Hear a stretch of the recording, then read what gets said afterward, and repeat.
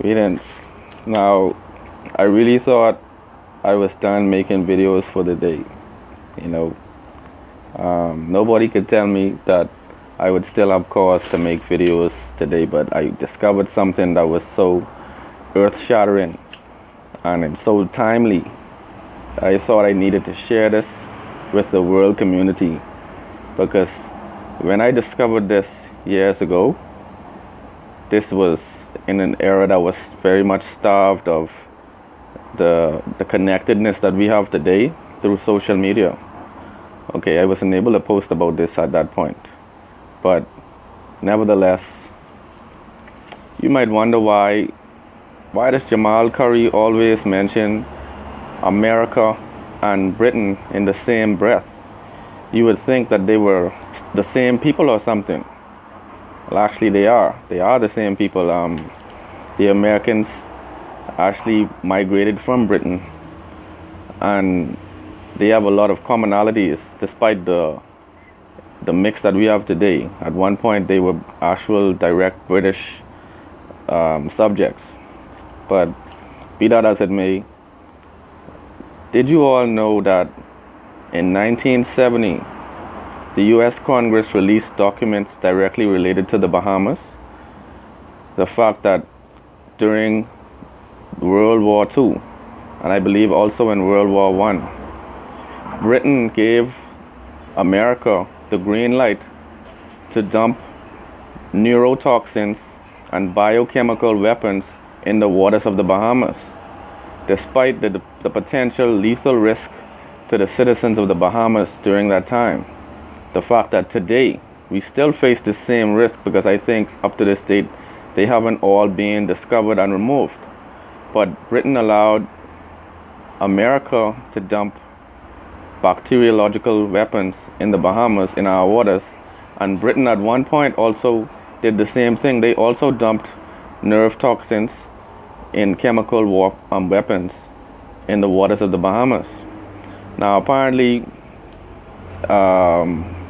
they were exposed by Arthur Hanna. He's the former deputy prime minister of the Bahamas.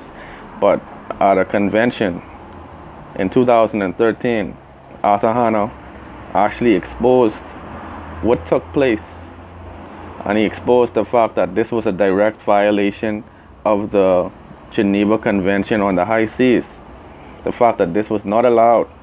You put an entire population at risk of contracting deadly diseases which were intended for the enemies of your country at that time, but you dumped it in waters of people who you deemed disposable, people who you deemed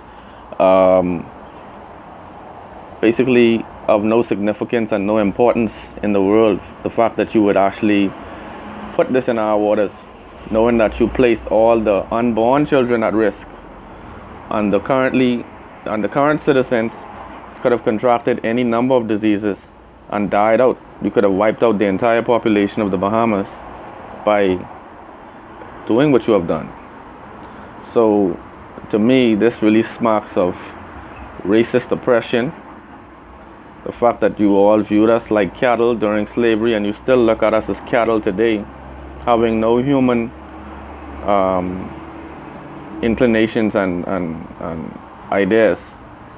And the thing is, it's really so sickening that today Bahamians will turn around and pay so much attention to Prince Harry marrying his 17th cousin, Meghan Markle, and basically engaging in any of the uproar related to it, because the fact that they put us all at risk.